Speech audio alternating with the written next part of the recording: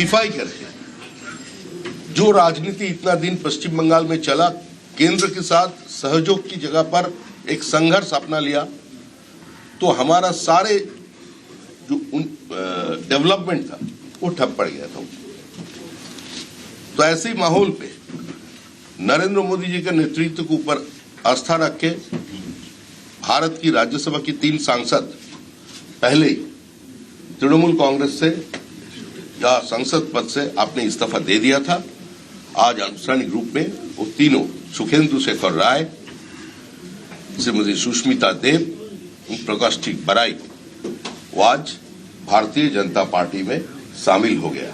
पश्चिम बंगाल में जो राजनीति चला पिछले 15 साल में, जहां सारे लोकतांत्रिक व्यवस्था को ध्वस्त कर दिया गया था, एक इकोनॉमिक डिजास्टर पश्चिम बंगाल में था। पश्चिम बंगाल के लोगों को वोटाधिकार छीन लिया गया था। इस बार 90% के ऊपर लोग मतदान किया। भय आउट भरसा इन, प्रधानमंत्री जी का जो जनता के सामने जो वादा था, लोग उसका ऊपर आस्था रखा। और हमारा ये 3 सांसद जो दिग्गज है, जिसका परफॉर्मेंस राज्यसभा में सबका जानकारी में है, अब आप मीडिया पर्सन तो आप और अच्छा जानता है इसके बारे में, ना इन लोगों को ना तरीके से परिचय कराने का कोई जरूरत ही नहीं है। सिर्फ पश्चिम बंगाल नहीं, हमारा जो बाजू वाला जितना सारे राज्य है, चाहे त्रिपुरा, असम, बिहार, जो बीजेपी रूल स्टेट है, उसका डेवलपमेंट है, और उसका साथ साथ अगर पश्चिम बंगाल का कंपेयर करें तो ये विजिबल है यह क्या हो रहे थे और क्या होने वाला है। हम लोग जो संकल्प पत्र सामने रखकर इस बार चुनाव में गए थे, देश की प्रधानमंत्री पूरा जनता के सामने बार बार ये बात कहा कि अभी पश्चिम बंगाल को नया पीढ़ी को एक नया दौड़ में शामिल होना पड़ेगा, और पश्चिम बंगाल को सारा देश के साथ एक साथ चलना पड़ेगा। आप एक बार हमको मौका दीजिए।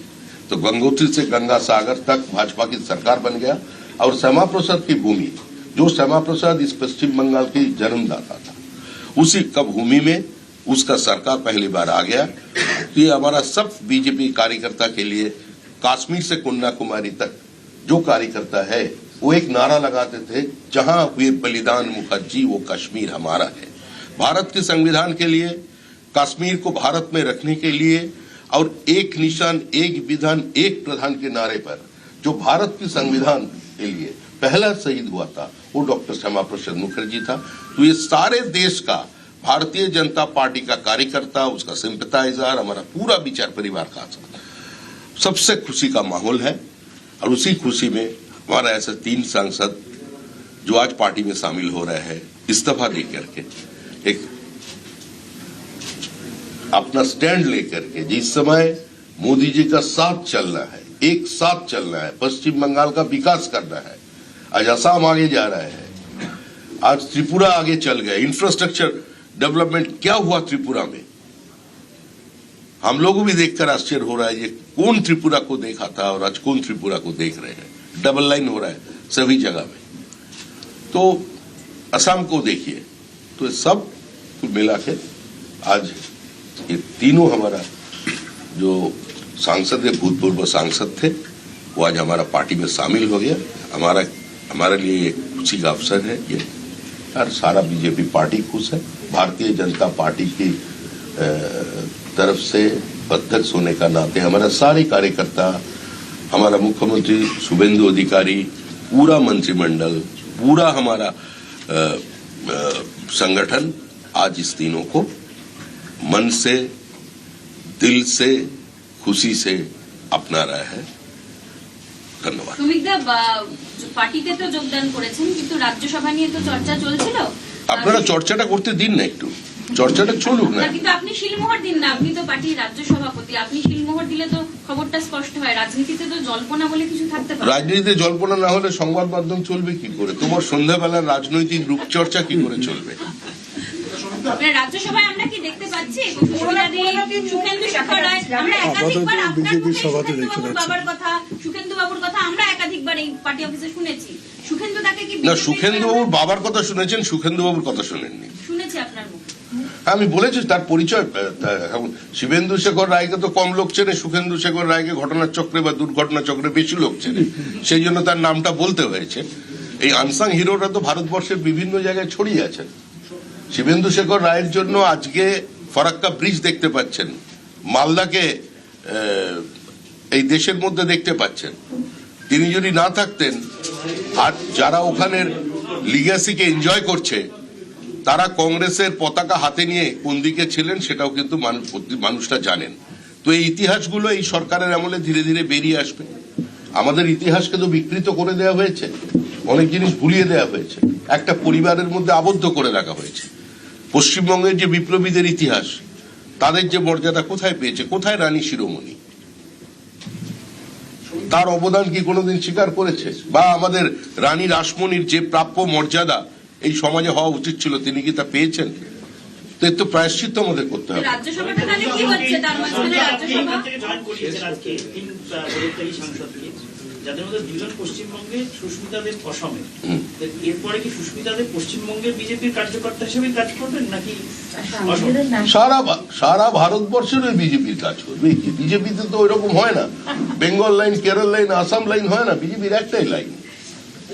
আপনি ইলেকশন সময় বলেছিলেন যে তৃণমূল কংগ্রেসের নেতাকর্মীদের দরজা বন্ধ, তো আজকের এই জয়েনিংটা what is the message that you are trying to send across the line? কি বললেন? আরে আপনি ইলেকশন সময় বলেছিলেন যে বিজেপির নেতাকর্মীদের, এখনো তো তাই বলছি। তাহলে আজকের জয়েনিংটা হাউ ডু এক্সপ্লেইন দিস? আজকের লাইনটা কি এক্সপ্লেইন করছিলেন? এক্সেপশন প্রুফ দ্য ল আছে না, ব্যতিক্রম তো থাকবেই, বিচ্যুতি নয়, ব্যতিক্রম। ব্যতিক্রমী ঘটনা, ব্যতিক্রমী চরিত্রের সঙ্গে, সময়ের সঙ্গে দলও নিজেকে খাপ খাইয়ে নেয়। পার্টির সিদ্ধান্ত চূড়ান্ত সিদ্ধান্ত। দাদা, পার্টির সিদ্ধান্ত চূড়ান্ত, এই পার্টি কি তাহলে এই অভিযোজনটা, ব্যতিক্রমের ওই অভিযোজনটা বজায় রাখবে? হ্যাঁ, আপনি যে বললেন যে তৃণমূলের 4 ঘন্টার তৃণমূলের জন্য দরজা বন্ধ। যারা মানুষের সম্পত্তি লুট করেছেন তাদের জন্য দরজা বন্ধ। নির্বাচনের আগে আমি বারবার আহ্বান জানিয়েছি কংগ্রেসের ভোটারদের কাছে, বামপন্থী ভোটারদের কাছে, এবং স্পষ্ট করে এটা বলেছিলাম, যারা চাকরি বিক্রি করেননি, চাকরি কেনেননি, সিন্ডিকেটে অংশগ্রহণ করেননি, যারা নিরপরাধ মানুষের ওপরে নিজের আধিপত্যবাদ চাপিয়ে দেননি, যারা মানুষের গণতান্ত্রিক অধিকারগুলোকে পদদলিত করে দেননি, যারা টেন্টেড নন, যারা অপ্রাসঙ্গিক মমতা বন্দ্যোপাধ্যায়কে প্রাসঙ্গিক করবার জন্য বিপরীত পরিস্থিতিতে নিজের ঘাম রক্ত দিয়ে দেওয়ালে ঘাসফুল চিহ্ন এঁকেছিলেন, তাদের কাছে আহ্বান জানিয়েছিলাম যে আপনারা পশ্চিমবঙ্গের স্বার্থে, আপনাদের পরবর্তী প্রজন্মের স্বার্থে এই নির্বাচনে তৃণমূলকে সরিয়ে দিন। সুতরাং এটা নতুন কোনো বিষয় নয়। আপনি আশা করব এরা প্রত্যেকেই গুণীজন, বিদগ্ধ মানুষ, এদের নামের আগে পদত্যাগী, দলত্যাগী বা তৃণমূলী এই শব্দগুলো ব্যবহার করবেন না। প্রত্যেকেরই একটা অতীত আছে, সাধুরও একটা অতীত থাকে। এই মুহূর্তে সুখেন্দু শেখর রায়, সুস্মিতা দেব, প্রকাশজিৎ বড়াইকের একমাত্র পরিচয় তারা বিজেপি কর্মী। ন্যাশনাল মেডিকেল কলেজে আজকে অন্য প্রসঙ্গ একটা প্রশ্ন, এটা আমাদের আজকে খবরটা হচ্ছে, ন্যাশনাল মেডিকেল কলেজে দেখা গেল যে এন্টারির হেরে যাওয়া বিধায়ক, বলবো না কিন্তু প্রার্থী, সে গেল গিয়ে বৈঠক করলো, মানুষজনের সঙ্গে কথা বললো। তিনি কি কোনো পদে আছেন? আপনি বারে বারে বলছেন যে দল, কোথায় কি বৈঠক কে করেছেন আমার সঙ্গে জানা নেই, কিন্তু একজন রাজনৈতিক কর্মী, সে তারও একটা দায়িত্ব থাকে, সমাজের যে কোনো মানুষের দায়িত্ব আছে। আপনিও গিয়ে কারোর সঙ্গে বৈঠক করতে পারেন, কিন্তু এ ধরনের কিন্তু বিধায়ক কিংবা যিনি বিধানসভা নির্বাচনে প্রতিদ্বন্দ্বিতা করেছেন, দুটোর মধ্যে অবশ্যই একটা পার্থক্য থাকে।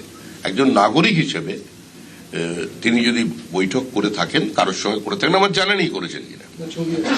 ছবি যদি আপনার কাছে থাকে, সেটা আমি ছবিটা দেখিনি, তাহলে তিনি করতে পারেন।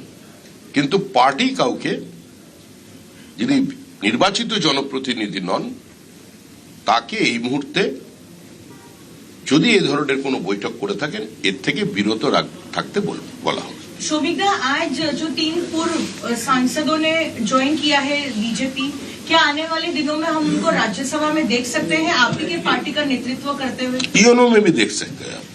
कहाँ देख सकते हैं कहाँ नहीं देख सकते तो वो दूर का बात है। आज के दिन में ये भारतीय जनता पार्टी का सदस्य दिल है। सुखेंदु का एक सवाल है। सुखेंदु का उठ सकता है। आपके पिताजी हिंदू महासभा के बड़े नेता, लेकिन आपने ज्वाइन किया टीएमसी, अब वापस क्या आप उसी धारा में लौटे हैं तो क्या फील करते हैं?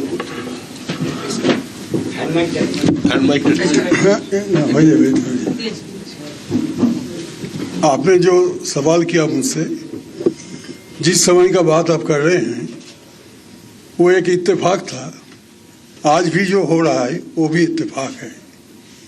समझ गया आप क्या बोलना चाहता हूँ? उस समय का जो परिस्थिति था, उस समय राष्ट्रवादी जनता ने डॉक्टर श्यामा प्रसाद मुखर्जी के नेतृत्व में सारे बंगाल में जो कदम उठाए थे, जिसके वजह आज पश्चिम बंगाल बोल के एक भूखंड को हम पिछले 75 साल 80 साल से देख रहे हैं, जी रहे हैं, बस रहे हैं। ये नहीं होता। ये इतिहास में मैं नहीं जाना चाहता हूँ, सबको मालूम है। उसमें मेरे पिताजी का भी थोड़ा सा योगदान था, जो कि हमारे प्रिय नेता राज्य बीजेपी का अध्यक्ष महोदय श्रमिक भट्टाचार्य ने खुलासा किया मेरे बारे में, मेरे बहन सुष्मिता के बारे में, मेरे भाई प्रकाश के बारे में, तीनों के बारे में उन्होंने ये ऐलान किया कि आज इस वक्त क्षण में हमने बीजेपी पार्टी का हेडक्वार्टर में, बीजेपी पार्टी में हम लोग योगदान किए हैं। मैं सबको बोल रहा हूं, अगर आपकी इजाजत बोलिए, आप ही बोलेंगे तो सवाल बहुत कुछ उठ सकता है मेरे मन में। इस वक्त क्षण में इस आनंद की एक जो घड़ी है, ये आनंद की घड़ी में मेरे दिल में ये गुनगुनाता है कि जो पिछले सरकारें थे, खास करके 34 साल की वाम मोर्चा और 15 साल के तृणमूल कांग्रेस का जो सरकार, कुल मिला के 49 साल जो बीत गए, इस 49 साल में बंगाल को रेगिस्तान बनाया गया, जहां एक के बाद एक कारखाना बंद हो चुका। जो बंगाल देश को नेतृत्व देता था इंडस्ट्री में, कल्चर में, एजुकेशन में, सब मेडिकल ट्रीटमेंट में, हर जगह घोटाला ही घोटाला, हर जगह नहीं चलेगी नहीं चलेगी, जला दो, मिटा दो। ये जो नाराबाजी हम बचपन से सुनते सुनते आज बुरा हो गए। इस रेगिस्तान में आज बंगाल की आम जनता ये निर्णय लिया है। हमने सब पार्टी को देखा, कांग्रेस को देखा, वाम मोर्चा को देखा, तृणमूल को देखा, लेकिन बीजेपी को कभी हमने मौका नहीं दिया। इस बार जनता खामोश थे, इसलिए आप लोगों का किसी भी चैनल में कोई वो जो समीक्षा निकालते थे, इस बार कोई समीक्षा नहीं निकला। क्यों नहीं निकला? किसी को पूछा गया तो उन्होंने बोला कैसे नहीं निकलेगा। हम आम जनता से पूछते हो तो कोई जवाब नहीं देते, सब चुपचाप है, खामोश है। ये खामोशी का जो वातावरण पैदा हुआ था, उससे जो लोग हम जैसे 59 साल राजनीति में है, समीक जी भी बहुत दिनों से है, सुष्मिता भी है, तो ये जो खामोशी का भी एक आवाज होता है, ये खामोशी का आवाज जो लोग सुन पाए, जो लोग समझ पाए, वो समझ गए कि क्या होने वाला है।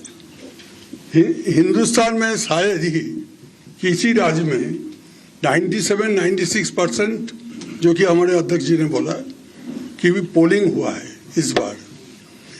जिस जनता ने 2025 की अप्रैल मई महीना में 42 लोकसभा सीट के अंदर 28 सीटों में तृणमूल को विजयी बनाया, 4 महीना बाद जब आरजी कांड घटा, सारा बंगाल की आम जनता सड़क पे आ गए, लाखों की संख्या में। ये लोग राजनीति के साथ सब जुड़े हुए नहीं थे, सिर्फ बंगाल में नहीं, सारा हिंदुस्तान में। हिंदुस्तान के बाहर भी जो प्रवासी भारतीय लोग हैं वो भी वीकेंड में अपना प्रदर्शन किया. That was the last warning of the people to the previous government. And the chief executive who cannot read the writing on the wall, she is finished, this party is over. तो बेकार चर्चा है. अभी वो सब चर्चा करने से कोई जरूरत नहीं है. हम विश्वास रखते हैं, हम अपना एक्सपीरियंस से हमारे मन में जो आज भावना उदय हुआ है कि बंगाल अपने जो कि सारा हिंदुस्तान को नेतृत्व देता था, रहने से यहाँ हुआ था, आज़ादी का बाद भी बंगाल सारा हिंदुस्तान को नेतृत्व देता था, वो अपने आप को खींचते खींचते पीछे लाया है ताकि ऐसे ऐसे हर समय एक केंद्र विरोधी जिहाद सबके मन में आ गया, सबके मुंह में आ गया, यही राजनीति बन गया. बंगाल का राजनीति का मतलब केंद्र के विरोधी. अरे वो केंद्रीय सरकार कोई भी हो, वो भी जनता के निर्णय से चुनाव में जीत के आए हैं, वो कोई कॉलोनियल गवर्नमेंट नहीं है. उसके खिलाफ हम हमेशा चिल्लाते रहे, केंद्र बंच, केंद्र हमको ये नहीं दे रहा है, वो नहीं दे रहा है, और करते करते एक जैसा कोई सेपरेटेड आइलैंड में हम आ गए. भारत की मैप से हम लोग थोड़ा बाहर आ गए, ऐसा महसूस होने लगा बहुत दिनों से. तो ये से सारे आम जनता का ये भावना उदय हुआ कि हम क्या भारत के बाहर है क्या. हमेशा हर दूसरे राज्यों में शासक और विरोधी दोनों एक साथ केंद्र सरकार के पास जाते हैं अपने राज्य की उन्नयन के लिए, प्रगति के लिए, कोई कर्म सूची के लिए रूपायित करना है, वास्तवायित करना है, इसके लिए. और हमारे यहाँ हम कितना ज्यादा केंद्र विरोधी है ये दिखाने के लिए कभी बंद, कभी हड़ताल, कभी जुलूस, कभी कुछ. ये हमारे बच्चों 3 जनरेशन बर्बाद हो गया. बंगाल का 3 जनरेशन बर्बाद हो गया. जिनके पास कुछ उनका अपॉर्चुनिटी था वो बंगाल से भाग के बाहर चले गए. ये वृद्धाश्रम बन गए हमारा सारे राज्य. अभी भी अब प्रधानमंत्री नरेंद्र मोदी जी जिन्होंने विकसित भारत का जो निर्देश दिग्दर्शन किया है, मार्गदर्शन दिया है, इसमें इस राह पे चलने के लिए जब हिंदुस्तान के अधिकांश राज्य सामने आए और नरेंद्र मोदी जी को इस विकसित भारत की कर्म सूची को अपनाया, उस समय भी हम चोरी में व्यस्त थे.